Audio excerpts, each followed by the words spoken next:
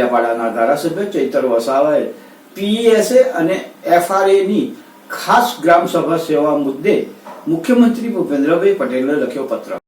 સરકારશ્રીની સૂચનાથી અધિક વિકાસ કમિશનર દ્વારા 5/11/2024 રોજ પત્ર વ્યવહાર દ્વારા તમામ કલેક્ટરો અને ડીડીઓને સૂચનાઓ આપવામાં આવી છે।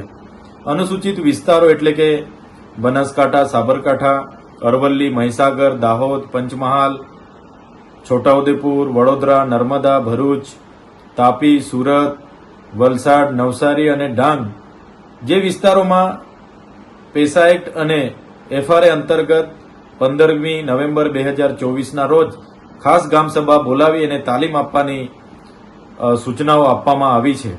ત્યારે અમે સરકારશ્રીને કહેવા માંગીએ છીએ કે 15મી નવેમ્બર 2024 એ દિવસ એટલે દેવ દિવાળીનો દિવસ છે। એ દિવસ એટલે ભગવાન બિરસા મુંડાની 150મી જન્મ જયંતિનો દિવસ છે। ત્યારે આ વિસ્તારના આદિવાસી સમાજોમાં આ દેવ દિવાળીનો તહેવાર અને ભગવાન બિરસા મુંડાની જન્મ જયંતિનો તહેવાર એ ખાસ ઉત્તમ મહત્વનો દિવસ ગણાય છે। ત્યારે આ ખાસ ગામ સભા આ જ દિવસે ન બોલાવી અને હાલ પૂરતી મુલતવી રાખી અગાઉના દિવસોમાં ફરી આ પૈસા એક્ટ અને એફઆરએની તાલીમ અને માર્ગદર્શન આપનારી ગ્રામસભા બોલાવવામાં આવે એવી અમે નમ્ર અપીલ કરીએ છીએ।